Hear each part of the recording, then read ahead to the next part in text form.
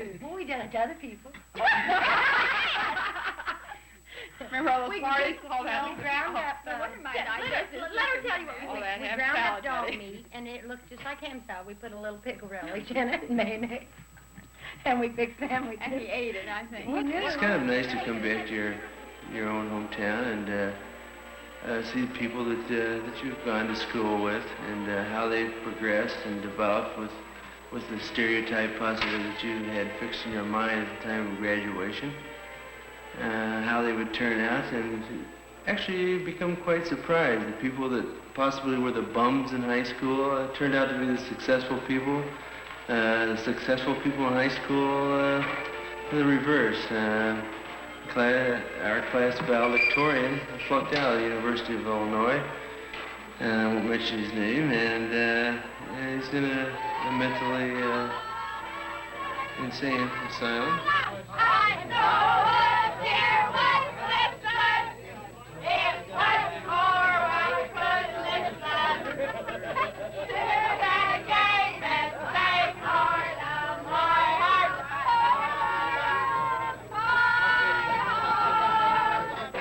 Is this recent? She really looks young for her age, doesn't she? I like to see old friends, some of them like tonight I haven't seen since we graduated, 15 years. And I really like to know what they've been doing, how many children they have, and where they met their wife or their husband, and want them to meet my family. Every year, I go to see the ones I haven't seen for a long while, and some that I haven't seen since I got out of school. Like this year, there was two fellas that I graduated with that I hadn't seen since, for 15 years. And it feels good just to meet them and see how they're doing and how they look and all, just like old friends. But as far as making a big issue of it, I don't think there is. No, I think they come to find out what happened to Joe after he got out of school, Is he still the same old Joe, or is he different now? And what do they expect to see? I bet 7,000 people asked me last night, what are you doing now? I'm a teacher. A teacher? You can't mean it. I sat in a trash can my senior year, and now I'm teaching children, other people's children. Oh, I can. I like it. It's what I want to do. It's my thing, and I do it.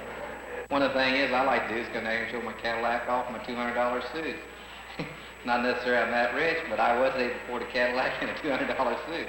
So, I moved here when junior year, and I had a couple people snub me then because my parents were fairly poor, and they was trying to make a living, and since then they've done very well, and I've gotten the insurance business, and I've been very successful at it, and glad that I was able to do it.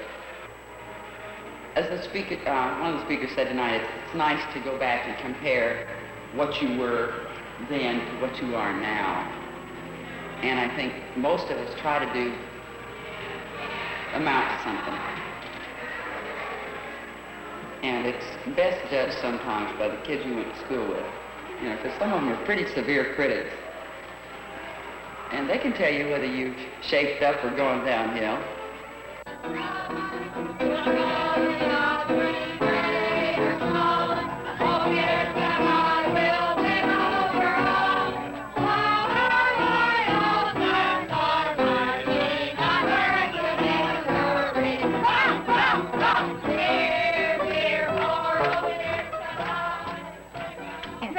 Do you remember when you enlisted in the Navy?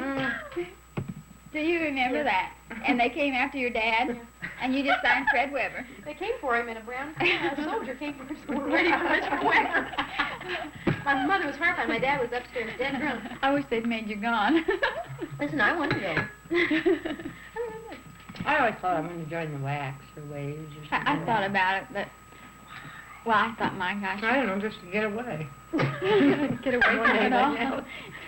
I mean, before or after your 6 kids? Before. Oh. You have 6? I thought you had 5. But when you reincarnate, you pick the body and the situation. The soul has that power. I mean, I could pick what I look like. You picked what your life is. Well, I bet I'll pick a little better. Oh, fool! Yes. You picked what your life is. You saw it all laid out. I sure did a bad job picking my I know I'd have never picked this spot. You have to. I know. You have to, Marianne. I wouldn't have. Holly, what would you like to have happened in your life? I have no idea what I want. I still don't know, Sue. Would you like to have a career? Would you like to be rich? Would you like to have a lot of lovers and not be married? Or? That's what I'd like. Well, you were probably a nun, see. Well, don't laugh. It's probably true. Or maybe you were one of those. Horse. You were a horse, see? You're a prostitute or something. Mary Ann, leave my house.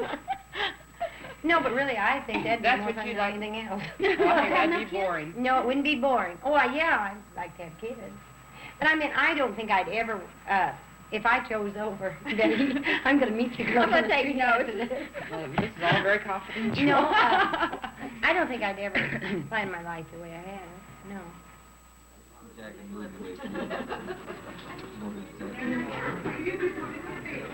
Do you go out a lot for drinking? No! Don't you really?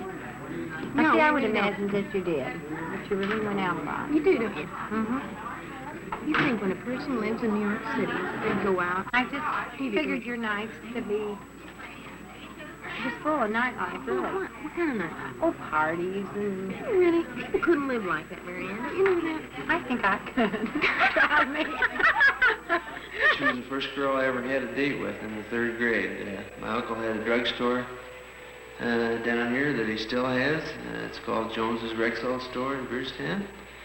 And we went down there after a cartoon festival in the afternoon. We had a couple malted milks, maybe 3 or 4 malted milks. And that was my first experience of dating, really. At 8 years old, this was quite an achievement, I'd say. The fact is, I got sick after those 4 or 5 malted milks, or whatever it was. Quite similar to a hangover today. And I think I missed 2 days of school.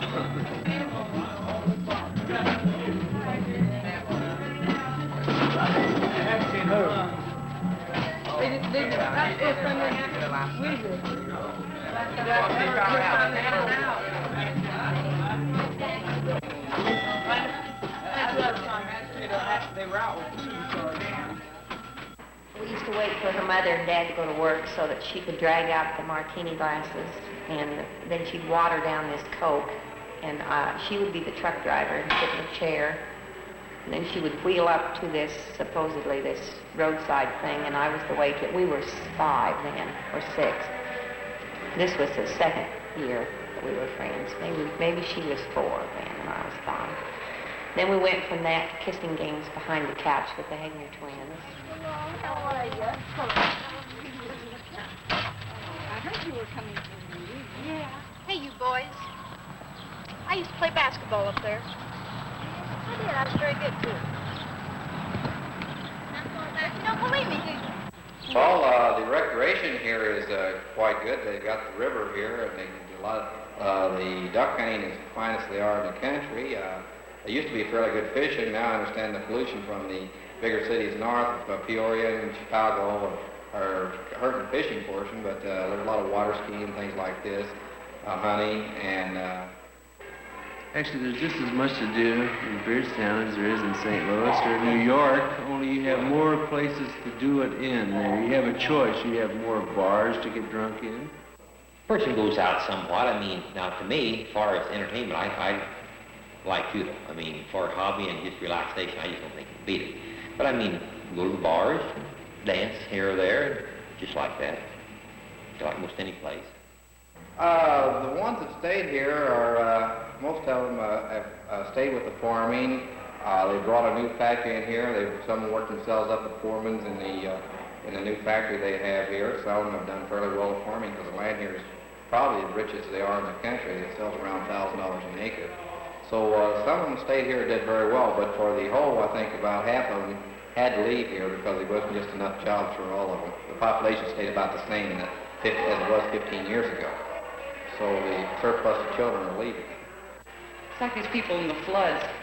You know, their home's been flooded every time, repeatedly over the last 20 years, but they're not going to move. They like it there.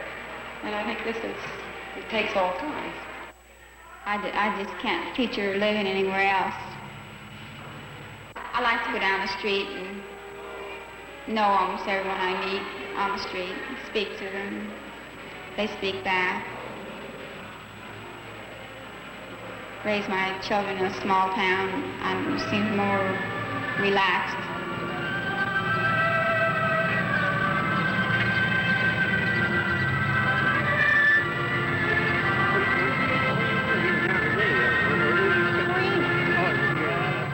Bible, the ways of righteousness are good ways, and as thou said in thy word, this is the way, walking in it. As thou said again, remove not the ancient landmarks of our fathers. We pray that we shall take heed in these days. All that we do, however, is but a token of the respect and appreciation that we have for the sacrifices made by these men and women. But there is a more appropriate way for us to show our gratitude for their sacrifice. Yes, there is a more appropriate way for us to celebrate Memorial Day. And that way is for us to take stock of ourselves, to determine if we have been equally true to the implied promises made to those men to preserve and advance those institutions for which they gave.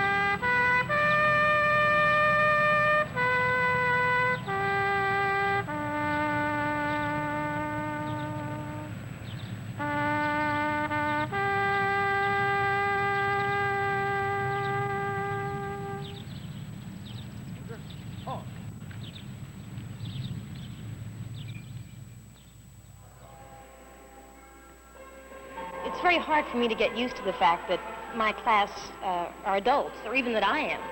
I mean, I just can't help but think of Jerry Morrell throwing spitballs at George Washington in 8th grade, Philip Seaburn carrying me around on his back at Central School and saying that he loved me, smoking with Beverly Marshall under the porch, having Mike Long shoot BB guns at my rear end and calling me Tubular Tummy, and underneath this facade, I think I'm still a little tomboy who wears blue jeans and sells yearbooks. I wish the class of '69 all the best of luck, and gee whiz, I don't know, thank you.